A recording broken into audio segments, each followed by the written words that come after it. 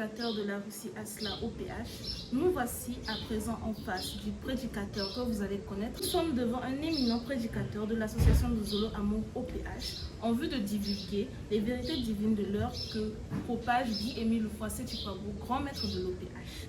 Nous sommes devant le frère Malunga Dunaya Merlin, prédicateur en langue étrangère, secrétaire chargé à l'éducation et formation de la jeunesse nationale flottante, journaliste de l'association de Zolo Amour OPH, inspecteur spirituel et itinérant, formateur médain. Sous le thème « Le grand retour de Dieu au Bercail, Congo-Brazzaville, terre de la création du monde entier ». Le frère Malunga Dunaya Merlin, qu'en est-il exactement? Merci beaucoup, très chère journaliste, la sœur Emmanuela.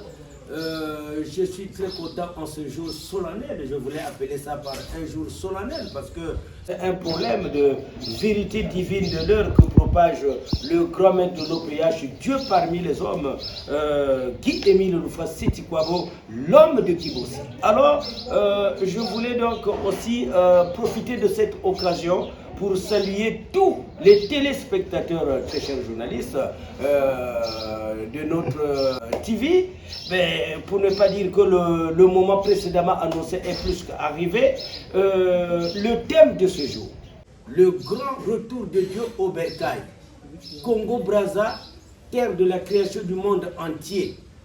Qu'en est-il exactement, comme vous venez de le dire, très chers journalistes? Alors voilà donc, nous sommes partis aujourd'hui, en tout cas, le commun des mortels, c'est des choses qui n'appréhendent pas trop souvent, mais de par notre mission, de par notre gouverne, de par ce que le grand maître de l'OPH nous a dit, de par ce que le grand maître de l'OPH nous a enseigné, les vérités divines de l'heure, qu'il propage à travers le Congo et le monde entier, eh bien, nous sommes là pour essayer maintenant d'adoucir, pour essayer maintenant d'interpréter fidèlement ce que le Dieu créateur de l'univers et de l'humanité nous a dit.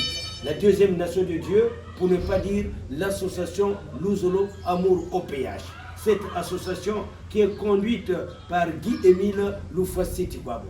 Alors donc, vraiment, très chers journalistes, très chers téléspectateurs, voilà donc. Mais qu'à cela ne tienne, sachons-le, très chers journalistes, que au commencement était la parole était avec Dieu, et la parole est Dieu. C'est écrit dans la Bible, c'est biblique.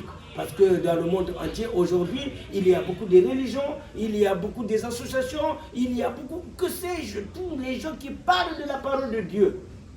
Tout ça, ils savent, mais sauf que les gens n'appréhendent pas exactement le fondement, le début et la fin de ce que Dieu veut nous enseigner. Voilà, le problème est là. Voilà pourquoi nous disons le grand retour de Dieu au Bercail.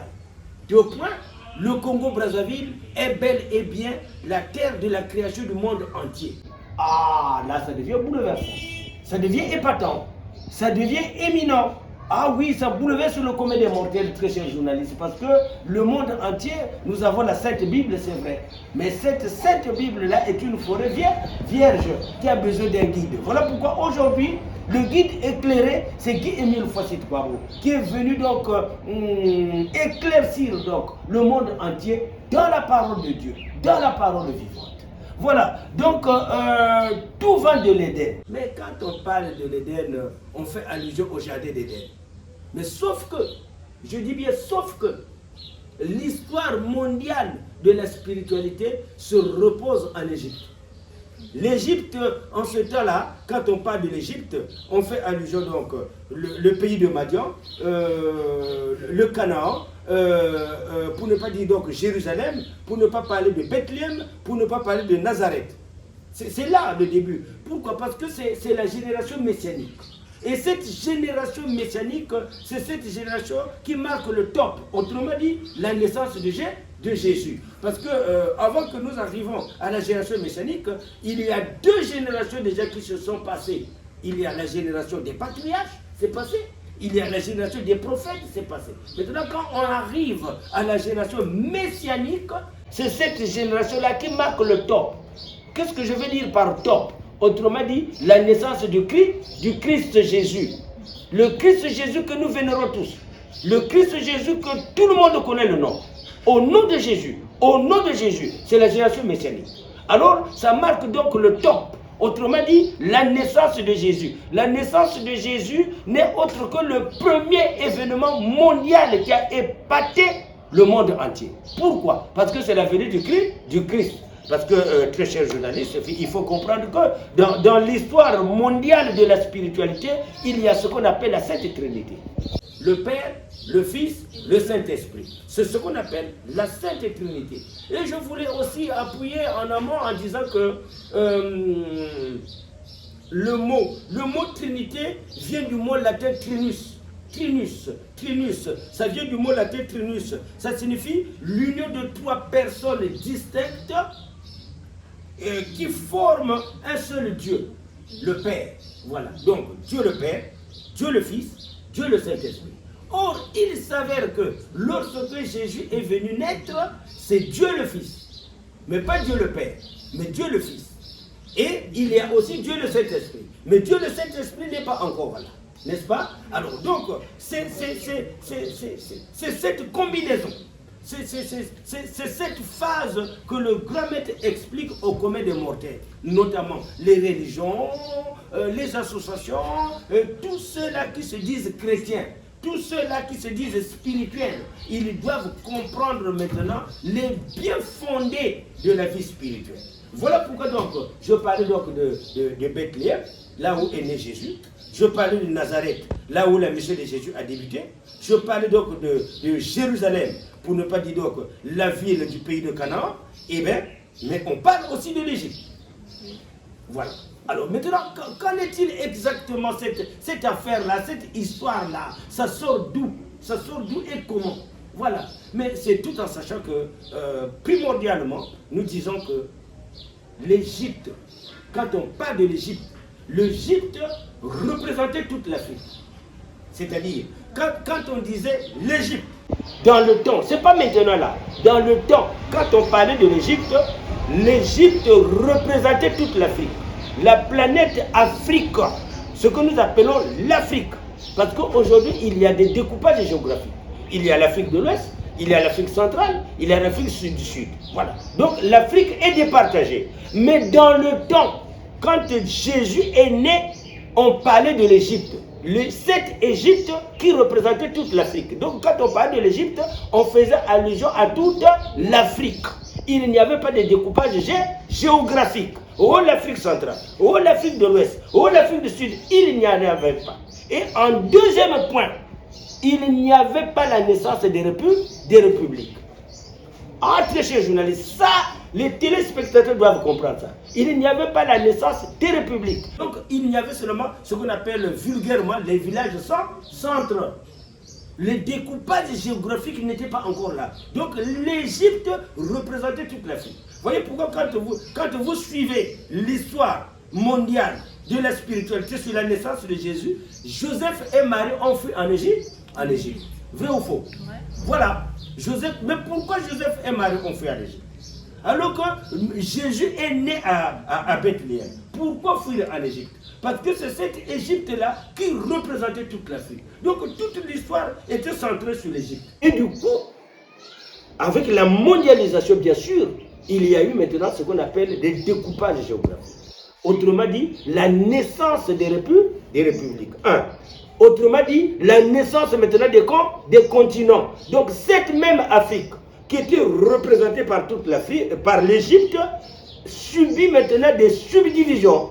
Alors, il y a l'Afrique du Sud, il y a l'Afrique centrale, il y a l'Afrique de l'Ouest. Et dans ces continents-là, dans ces subdivisions-là, il y a la naissance des républiques. Il y a maintenant le Bénin, le Tchad, le Mali, la Libye, le Congo-Brazzaville, la RDC, l'Afrique du Sud, le Zimbabwe, l'Éthiopie, tout. Voilà. Donc, l'Afrique maintenant a subi des découpages géographiques. La naissance des républiques. Or, très chers journalistes, très chers téléspectateurs qui nous suivent, les astrologues, les savants, les chercheurs ont dit que l'Afrique entre parenthèses, Égypte est le berceau de l'humanité. Vrai ou faux?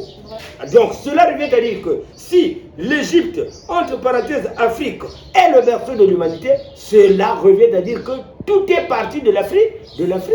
Mais si tout est parti de l'Afrique, donc finalement, Dieu a créé le premier homme. C'est en Afrique. C'est clair. C'est cette lanterne-là, ce sont ces dimensions-là que le grand maître maintenant veut mettre à la disposition du monde entier pour qu'il n'y ait pas une tricherie spirituelle. Il faut que les gens soient fixés, qu'ils sachent leur origine. Voilà. Parce qu'il y a eu le déluge de Noé, il y a eu la tour de Babel, il y a eu beaucoup de choses. Mais il faut que les gens soient fixés. Voilà pourquoi, s'il s'agit de décortiquer le grand retour de Dieu au bercail, Jésus-Christ est né à Bethléem. Quelques jours après, les astrologues, pour ne pas dire les trois rois mages, il y avait Melchior, Gaspard, Balthazar, il y avait un Africain, un Asiatique, un Européen. Ils se sont retrouvés au même moment à Jérusalem. À Jérusalem régnait un roi qu'on appelait Hérode. Et lorsqu'ils se retrouvent, le plan de salut de Dieu fait que ces trois gaillards-là, ces trois chercheurs-là, ces trois astrologues-là, Melchior, Gaspard, Balthazar, se retrouvent au même moment. Et ils ont sollicité l'audience. Lorsqu'ils ont sollicité l'audience, chez le roi Hérode, ils apportent l'information. Et lorsqu'ils apportent l'information chez le roi Hérode, mais l'information qui est donnée chez le roi Hérode dit quoi? Un roi est né à Jérusalem, pour ne pas dire dans la localité de Jérusalem. Le roi Hérode pose la question, mais qu'est-ce qui se passe finalement? Mais si un roi est né, mais moi aussi je suis roi, mais alors, comment nous allons faire? Donc, allez-y, vous allez découvrir là où le roi est né, et lorsque vous allez découvrir la naissance de ce roi-là, vous reviendrez vers moi pour m'informer, pour que moi aussi j'aille le voir. Or, ce qu'il disait, c'était hypocrite. Parce que lui, c'est un roi. Mais la personne dont les rois mages sont en train d'annoncer était aussi roi. Or, c'était le pouvoir du ciel et non le pouvoir de la terre. Et lorsque les trois rois mages ont suivi l'étoile, parce qu'il y a l'étoile qui se déplaçait, ils suivaient l'étoile au fur et à mesure qu'ils marchaient, l'étoile guida les trois rois mages à Bethléem, là où Jésus était né. Et lorsqu'ils sont arrivés, l'étoile ne pousse pas, n'avance plus. Ils ont calculé les trajectoires parce que c'était des savants, des astrologues, comme nous le disons vraiment, des gens qui ont beaucoup lu, des chercheurs. Et du coup, ils ont calculé là où était l'étoile, suspendue au ciel, jusqu'à découvrir la maisonnette qui était là, sur terre. Et c'est là où ils ont toqué. Ils ont vu Joseph, ils ont vu Marie, ils ont vu le bébé Jésus. Je dis, voilà le roi. Voilà Dieu le Fils. Et ils ont fait ce qu'il fallait faire, les trois rois mages. Mais lorsqu'ils sont revenus, ils n'ont plus apporté l'information au roi Hérode qui régnait à Jérusalem. Ils sont partis. C'est là où ça a suscité la colère du roi Hérode pour dire, il rassemble son armée, il dit, tuez-moi tous les enfants nés du sexe masculin de 0 à 4 ans, pour que cet enfant-là puisse mourir dedans. Et c'est là où la Bible que nous lisons, nous tous, dit que Joseph, Marie et le fils de Jésus avaient fui en Égypte, qui n'est autre qu'un pays frontalier. C'est comme le Congo-Brazzaville et le Congo démocratique. Deux pays très proches. Donc Jésus et sa maman et son père Joseph ont trouvé refuge en Égypte. Jusqu'au moment où le roi Hérode est décédé. Excusez-moi. Et c'est là où l'ange de l'Éternel informe maintenant Joseph et sa femme que repartez maintenant à Jérusalem, celui qui en voulait à la vie de l'enfant est décédé. Et c'est là où Joseph et Marie ont repris l'enfant. Ils sont rentrés à Jérusalem. Lorsqu'ils sont rentrés à Jérusalem, Jérusalem et Bethléem, c'est deux localités très proches. Je peux schématiser ça dans quelle dimension kilométrique. Jérusalem et Bethléem, c'est comme Brazzaville et PK45. Jérusalem, Bethléem, c'est distant de 8 km. Et du fait que Joseph et Marie étaient revenus donc à Jérusalem, ils avaient peur des directives ou des lois et ordonnances, pour ne pas dire de la dictature que Hérode manifestait à travers cette famille. Alors, ils étaient obligés que Joseph et Marie puissent changer de direction. Voilà pourquoi la Bible dit, maintenant on l'appellera le Nazaréen, c'est-à-dire Nazareth, c'est là où la mission de Jésus a débuté. Là où il a débuté à rassembler, à sensibiliser, à coloniser ses premiers disciples. Voilà pourquoi la Bible dit, maintenant on l'appellera le Nazaréen. Voilà, donc c'est là où a débuté bel et bien la mission de notre Seigneur Jésus, le Fils de Dieu le Père. Alors voilà donc, très chers téléspectateurs, si nous avons fait ce ramassis-là, c'est pour comprendre que la génération messianique qui marque donc la naissance de Jésus est bel et bien cette génération où Jésus-Christ a débuté donc le ministère sacerdotal de son Père. Et ce ministère-là, donc, c'est ce qui fait qu'aujourd'hui, 2000 ans après, car en fait, Jésus a été crucifié à 33 ans. Mais imaginez un jeune garçon de 33 ans. Donc, il n'avait pas eu assez du temps pour sensibiliser, pour promulguer, pour divulguer la parole de Dieu à travers les Juifs. Et voilà pourquoi donc toute l'histoire que vous connaissez jusqu'à sa mort, sa crucifixion, sa mort, sa résurrection, à 33 ans, Jésus n'avait pas eu assez de temps. Voilà pourquoi quand il est parti, il a dit dans Matthieu 21, verset 43, ô Israël, vous qui lapidez, parce que en fait, très chers journalistes, très chers téléspectateurs, c'est là où le problème se pose dans Matthieu 21, au verset 43, lorsqu'il dit, ô Israël, vous qui lapidez les prophètes, vous qui tuez les hommes de Dieu, sachez-le, le royaume des cieux vous sera ôté et sera donné à une nation qui en produira les fruits. Voilà pourquoi donc, qui parle là, c'est Jésus qui parle. C'est Jésus qui parle. Et du coup, lorsque Jésus dit ça, ça signifie que la première nation qui est Israël, Israël c'est Jacob, Jacob c'est Israël, cette première nation donc devrait subir l'entorse. Autrement dit, des difficultés. Autrement dit, Dieu va leur quitter. Voilà pourquoi Jésus dit dans Matthieu 21, 43 que le royaume des cieux vous sera ôté et sera donné à une nation qui en produira les fruits. Et quand Jésus s'élève au ciel, il laisse deux messages. Deux messages étaient restés. Le premier message, c'est ce qu'il lui-même donne devant ses disciples. Il faut que je vous précède chez mon Père à moi, dans le royaume de mon Père. Ne soyez pas dispersés, j'y reviendrai sous une autre forme. Qui parle, c'est Jésus. Mais lorsque Jésus s'élève au ciel, le deuxième message, c'est l'ange de l'Éternel qui donne. L'ange de l'Éternel dit aux 12 qui étaient rassemblés, pourquoi vous regardez ce Jésus qui s'est élevé au ciel? De la même façon qu'il s'est élevé au ciel, c'est de la même façon qu'il reviendra. Donc ça signifie que déjà, il y aura un jour la deuxième naissance.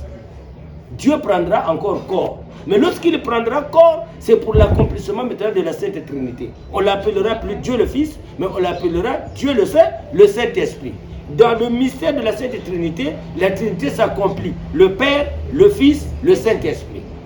Et dans le travail maintenant, c'est l'Esprit de vérité, Dieu le Saint-Esprit, qui viendra maintenant terminer, c'est-à-dire avec les humains. Pourquoi? Parce que la Sainte Trinité est déjà là accomplie. Alors, dès lors que maintenant Jésus est parti, très chers téléspectateurs, très chers journalistes, écoutez-moi bien, le règne de Jésus a duré 2000 ans. Parce que quand Jésus est en train de faire son travail, nous sommes dans l'an 30 de cette planète Terre. Mais 2000 ans après, c'est maintenant là au Congo-Brazzaville que nous attendons qu'un homme est né, qui s'appelle l'homme de Kibossi, né vers 1942 à Makaka. Et lorsqu'il est né à Makaka, eh bien, il annonce maintenant les choses à venir. Voilà pourquoi le Congo-Brazzaville était à la tête de la création. Guy-Émile Fossé-Kwabo, dans Jean 16, de 10 à 15, au déambage de Boko, il dit ce qui suit. Si vous voulez connaître qui suis-je, lisez dans Jean 16, de 10 à 15. Or, Jean 5, 10 à 15 parle de l'esprit de vérité. Donc, Dieu le Saint-Esprit, qui ne parlera pas de lui-même, mais qui va vous annoncer des choses à venir. Il ne se glorifiera pas, mais il va vous annoncer ce que vous ne connaissez pas. Et c'est ce qui s'accomplit aujourd'hui, lorsqu'il dit, lorsque les astrologues, les savants, les chercheurs ont dit que l'Afrique est le berceau de l'humanité, c'est au Congo-Brazzaville que le premier homme a été créé, Adam. Voilà. Mais il donne des explications possibles, palpables, convaincantes, pour dire que Jésus-Christ est le Fils de Dieu.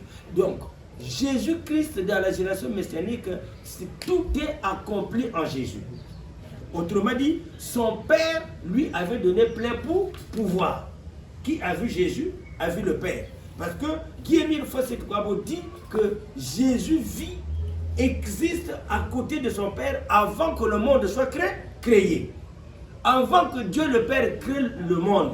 C'est-à-dire tout ce qui vit, tout ce qui bouge, tout ce qui ne bouge pas. Avant que tout cela soit créé, Jésus existait déjà, à côté de son Père.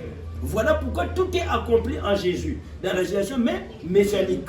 Voilà pourquoi Jésus dit, personne partira chez mon Père sans passer par moi. Je suis le chemin et la vie, parce qu'on lui a donné tout le pouvoir. Voilà pourquoi la génération messianique s'appelle la génération de l'accomplissement. Donc tout est accompli en Jésus. Mais si tout est accompli en Jésus, à qui reviendra le dernier jugement?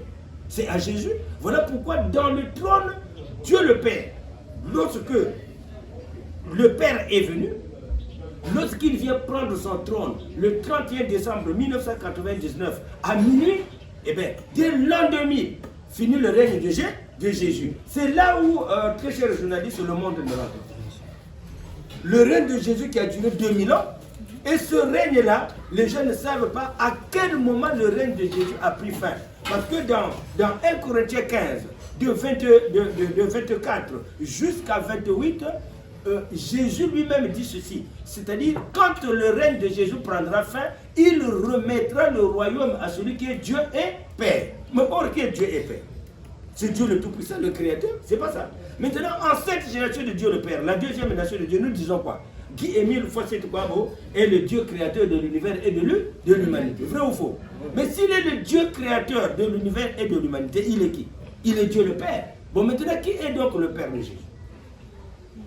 Jésus sur la croix, il dit, Père, pardonne-leur car ils ne savent pas ce qu'ils font. C'est pas ça. Il faut que je vous précède dans le royaume de mon Père. Même nous les catholiques, qu'est-ce que nous disons? On a posé la question à Jésus, mais lorsqu'il essaie de prier, qu'est-ce que nous allons dire? Jésus a dit quoi? Vous devez dire, mon Père qui est dans les cieux. Que ton règne fait quoi? Que ton règne vienne. C'est Jésus qui apprend cette prière-là à ses disciples. Donc ça signifie qu'il y a un Père. Maintenant, le règne de ce Père-là, maintenant, s'est manifesté. Dès l'an 2000, Dieu le Père, donc Tara, Guy-Émile Fossé-Touabo, a pris son trône, fini le règne de Jésus. Et lorsqu'il a pris son trône, il nous annonce maintenant des vérités divines de l'heure, que le monde n'a jamais connues. Parce que dans la Sainte Bible que nous avons là, nulle part où c'est écrit que le Congo-Brazzaville est la terre de la création. C'est une vérité divine de l'heure. Que le premier homme, Adam, a été créé au Congo-Brazzaville. C'est lui qui nous annonce ça. Voilà pourquoi nous parlons des vérités divines de l'heure. Alors, dès lors que ce moment-là donc est arrivé, Guy-Émile Fossé-Touabo monte au créneau et il propage la bonne nouvelle. Donc, le Congo-Brazza est bel et bien la terre de la création. On appelle ça le grand retour de Dieu au bercail, qui est le Congo-Brazzaville. Mais qu'est-ce qui illustre? Qu'est-ce qui schématise? Qu'est-ce qui marque ce grand retour de Dieu? C'est la venue de la lumière. Le 20 mai 1992, de 20h jusqu'à 3h du matin. Donc cette lumière, c'est cette même étoile que le roi mage suivait, c'était la Jérusalem suspendue au ciel. Parce que dans Apocalypse 21 au verset 3, Jean dit ceci. Et je vis descendre du ciel la nouvelle Jérusalem qui descendait du ciel d'auprès de Dieu. Dieu parmi les hommes. Ça, c'est le temps apocalyptique. Donc, ce moment-là, très chers journalistes, très chers téléspectateurs, est arrivé. Et la personne tant attendue, dont le monde attendait pour nous annoncer ces choses à venir, c'est Guy-Émile Loufoy, c'est Tibabo. Dans le cadre du mystère de la Sainte Trinité, il est Dieu le Saint, le Saint-Esprit, ou l'Esprit de vérité. Voilà pourquoi il dit, je vous amène à la vie éternelle, parce qu'il n'y a pas une quatrième personne qui va s'ajouter.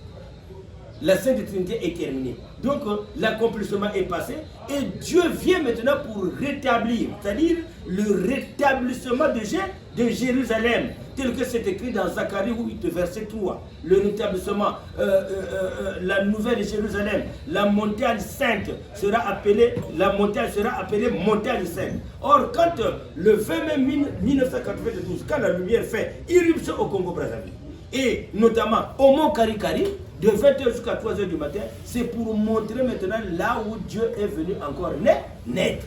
C'est pour montrer l'accomplissement de la Sainte Trinité. Dieu le Père, Dieu le Fils, Dieu le Saint-Esprit. Et du coup, cette lumière-là donc a amené toutes les richesses. Donc Dieu est revenu au bercail, le Congo-Brazzaville, la terre de la création, pour nous montrer le jardin d'Éden qui était caché 2000 ans. Personne ne savait là où Dieu avait créé le premier homme. Sauf les astrologues. Les chercheurs disaient seulement que l'Afrique est le berceau de l'humanité. Tout va de l'Afrique. Mais où? Si l'Afrique est le berceau de l'humanité, donc le premier homme a été créé où? 1, 2, donc le jardin d'Éden. Le jardin d'Éden se situe où? À quel niveau? Puisque nous avons maintenant des découpages géographiques comme nous avons dit en amont. Et c'est au Congo-Brazzaville. À 4520 km. La lumière s'est déplacée de Jérusalem au Congo-Brazzaville, notamment à Brazzaville, 4520 km. Et de Brazzaville jusqu'à Kibossi, c'est 38 km. Là où la lumière se reposait sur une haute montagne, qu'on appelle Kari-Kari, la demeure de l'Éternel 3 fois 5. C'est là où, à Kari-Kari, que Dieu, le Père, à côté de son Fils Jésus-Christ, a créé le premier homme Adam. Et lorsqu'il a créé le premier homme Adam, eh bien, Adam, dans le jardin d'Éden, il n'était pas content. Quand il voyait tout ce que Dieu a créé, ce n'était pas son affaire. Mais Adam était content lorsqu'il a vu, on a soutiré de sa côte et on a créé une femme. Et lorsqu'il a vu sa femme, c'est là où Adam était content.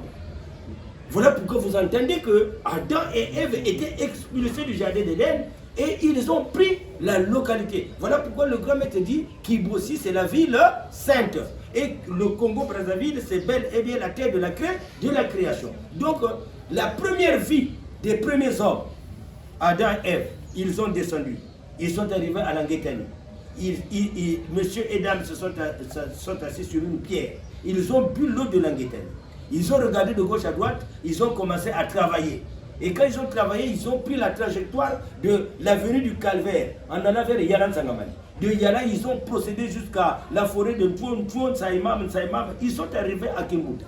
Et lorsqu'ils sont arrivés à Kimbuta, c'est là où le grand maître est en train de bâtir le grand tam-tam d'Afrique. La radio qui va émettre dans le monde entier, de l'association de Zolo Amour OPH, le grand tam-tam d'Afrique. Et c'est à Kimbuta où sont nés les premiers hommes. Parce que Caïn, Adam et Ève ne sont pas tissés du ventre d'une femme. Mais Adam et Ève sont les créatures de Dieu. On les a créés comme ça. Mais Caïn et Abel sont tissés du ventre d'une femme. C'est-à-dire, ce sont les enfants de Ève. Conçus, elle amène une grossesse de 9 mois et elle accouche Caïn. Elle accouche Abel. À Kimbuta, le grand tam-tam d'Afrique. Et c'est là où maintenant est né les premiers agriculteurs. C'est de là où Caïn, Abel, son père Adam, sa mère Ève ont commencé à faire l'agriculture. Voilà pourquoi vous trouvez que en ce net moment des vérités divines de l'heure qui concourent maintenant sur la première vie des hommes qu'ils ont effectué, le grand maître maintenant a pris toute cette partie pour en faire la ville sainte. Parce que cette zone-là était baignée par la lumière, le 20 mai 1992. Donc voilà pourquoi il dit, lorsque nous rentrons à Bukonzo Walami, il dit c'est l'entrée de la ville sainte. Là où il est né, à Makaka, ça devient maintenant la nouvelle Bethléem de la 4e génération de Dieu le Père. Parce que c'est la deuxième naissance de Dieu. Dieu le Fils à Bethléem, Jérusalem, Dieu le Saint-Esprit à Makaka. 9h 1942. Alors, dans ces conditions maintenant, il schématise toute cette ville sainte-là, en passant par Ngoyi. Ngoyi, tu viens encore à Kibosi. Kibosi, tu peux aller jusqu'à Mandengo, Pekamayongongo, le Trou de Dieu, le séminaire Mbamou. Toute cette zone, c'est la ville sainte. Et c'est là où les premiers hommes se promenaient. Jusqu'au moment où il y a eu, parce que Dieu, au commencement, avait dit quoi, très chers journalistes, que multipliez-vous. C'est-à-dire, Dieu avait donné l'occasion aux hommes de la terre de se multiplier. Et lorsque les gens se sont multipliés, du coup, ils ont oublié leur descendance. Ils ont oublié ce que Dieu voulait d'eux. Voilà pourquoi vous entendez parler de la tour de bas. Il a multiplié les fois. Ils ont dans la Bible ce qu'on appelle la tour de Babel. Et c'est à partir de là que le monde s'est dispersé. Maintenant, ce que je vais vous dire, très chers téléspectateurs, c'est quoi? C'est qu'il y a beaucoup de gens posent des questions. Ils disent, il y a la peau noire, il y a la peau blanche. Pour citer que ces deux peaux-là, parce que même s'il y a des jaunes, des rouges, je sais, mais au moins, il y a la peau noire, il y a la peau blanche. Mais si et seulement si Dieu a créé le premier homme au Congo-Brazzaville, mais au Congo-Brazzaville, lesquels qui vivent au Congo-Brazzaville? Ce sont des Africains, donc c'est la peau noire. Bon, donc ce Dieu-là qui a commencé, qui a créé Adam, Adam était qui? Il était noir. Bon, maintenant, ce Dieu-là qui a créé Adam lui-même, il était qui? Il est noir. Voilà pourquoi il dit Dieu est noir, Jésus-Christ est africain. Donc, pourquoi? Parce que tout va de l'Afrique. En Afrique, ce sont les Noirs qui vivent en Afrique. Mais les gens posent multiples questions pour dire d'où provient la peau blanche, la peau blanche. La peau noire, c'est une peau qui contient les vitamines complètes. C'est-à-dire, un couple noir peut engendrer un noir, un blanc, un jaune. Pourquoi? Parce que la peau noire contient la vitamine complète qu'on appelle la mélanine. Donc, du couple noir, un noir peut sortir, un blanc peut sortir, voilà. Donc, c'est comme ça. Mais un couple blanc ne peut pas engendrer un noir. Sauf que c'est les blancs seulement qui vont naître. Mais ils ne peuvent pas engendrer un noir. Mais un couple noir, il peut engendrer un blanc, un noir, un jaune, tout ça, parce que c'est la vitamine complète. Donc quand il y a eu la tour de Babel, lorsque les gens se sont multipliés, en se multipliant, la peau blanche aussi est née. C'est ça le problème. Voilà pourquoi il y a en quelque sorte confusion totale. Parce que les gens ne savent pas que l'origine de l'homme, c'est la peau noire. Mais cela ne revient pas à dire que nous sommes en train de ridiculiser les blancs, non. Voilà pourquoi le grand maître, la personne tant entendue, lorsqu'il est arrivé, il dit Dieu est noir, Jésus-Christ est africain. Et c'est au Congo-Brazzaville, lorsqu'il y a eu des découpages géographiques, c'est au Congo-Brazzaville où Dieu a créé le premier homme. À 38 km de Brazzaville, plus exactement au mont Karikari, dans un petit village qu'on appelle Kibosigar Section. Voilà. Donc la précision est donnée par Dieu lui-même. Maintenant, c'est aux hommes, nous les humains, de comprendre maintenant notre origine. Tout va du jardin d'Éden à Karikari. Blancs et noirs. Blancs et noirs. Donc le monde entier va défiler au mont Karikari pour venir voir le jardin d'Éden, caché depuis des millénaires. 2000 ans. Parce que le règne de Jésus a fait 2000 ans. Voilà pourquoi vous trouvez que bon, quand les gens sont en train de marcher, ils savent que le nom de Jésus. Et encore, il faut lever une polémique selon laquelle, nous les catholiques, on nous a donné la photo de Jésus. Un blanc avec une longue barbe. Non, ça c'est faux, très cher journaliste. Jésus n'était pas comme ça. Parce qu'en ce temps-là, Jésus, il n'y avait même pas la photo. Il n'y avait même pas la photo. La mondialisation n'était pas là. Donc Jésus n'était jamais un blanc tel que nous l'avions reçu dans la photo. Non, Jésus est bel et bien noir. Et son Père créateur est bel et bien noir. Voilà pourquoi Émile donne la précision en disant Dieu est noir, Jésus-Christ est africain. C'est la précision totale. Maintenant, le monde entier doit comprendre maintenant, à l'orée du 3e millénaire, comme nous le disons vulgairement, Tozela Kiyango, Oye, Oye, Oye, Bandeko. Voilà, parce que c'est l'ère maintenant de la vérité, de l'accomplissement, où les gens doivent comprendre maintenant les bien fondés, les choses cachées que les gens ont cachées dans ce monde-là, 2000 ans après que Jésus est reparti chez son Père là. Après que Jésus est crucifié à la croix, il est reparti. 2000 ans, les gens sont partis dans le néant. Personne ne maîtrisait encore ce qui se passait dans le monde de l'esprit, de la spiritualité. Il était question que nous attendions 2000 ans après pour que nous puissions savoir maintenant qu'est-ce qui se passe réellement. Mais pour savoir cette vérité-là, il était question que Dieu revienne lui-même. Mbotama Yassika. Voilà. Dieu prend corps. Né vers 1942. L'acte de naissance lui a été octroyé pour être en conformité avec l'État. Mais sinon, Dieu vit, existe avant que tout soit créé. Mais comme il a pris corps, il lui faut l'acte de naissance, comme Jésus aussi avait l'acte de naissance. C'est normal, pour ne pas paraître ridicule. Voilà pourquoi nous disons que le Congo-Brazzaville est bel et bien la terre de la création du monde entier. Et aujourd'hui que nous parlons, c'est le grand retour de Dieu au Bercail. Le Bercail, c'est le Congo-Brazzaville. Congo veut dire roi, royauté, couronne. Congo veut dire roi, royauté, couronne. Notre pays là, c'est un pays choisi, c'est un pays béni. D'éternité en éternité, c'est parce que c'est à travers cette planète, ce pays, le Congo-Brazzaville, que Dieu, que la voix de Dieu est retentie. Créons l'homme à notre image et à notre ressemblance. Au Congo-Brazzaville. Voilà pourquoi il dit Congo itueto Congo, fundo, fundo, fundo, fundo, fundo, fundo, fundo. Congo itueto Congo, fundo, fundo, fundo, fundo, fundo, fundo, fundo. Congo itueto Congo, terre de la création du monde. C'est-à-dire, c'est à travers le sable, la terre du Congo-Brazzaville que Dieu a façonné le premier homme. Donc c'est un grand privilège. Voilà pourquoi l'explication est donnée. Donc aujourd'hui là, le monde entier doit savoir que maintenant, toutes les prophéties, Matthieu 21, verset 43, Apocalypse 21, de 1 à 3, tout est accompli maintenant. Dieu a pris son trône et il nous amène à la vie éternelle. Une lumière ne peut pas venir aussi sans richesse.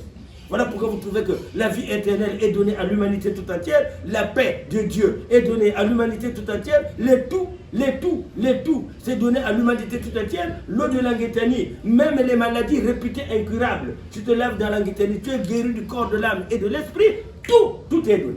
Parce que ces richesses-là n'étaient jamais données à la génération des patriarches, des prophètes messianiques. Mais c'est maintenant, tout est accompli maintenant avec cette génération de Dieu le Père que nous sommes aujourd'hui, pendant que nous sommes en train de parler. Aujourd'hui là, Dieu a tout donné à l'humanité tout entière. Mais à une seule condition, très chers téléspectateurs, le 31 décembre 1999, le Congo-Brazzaville était à la terre de la création.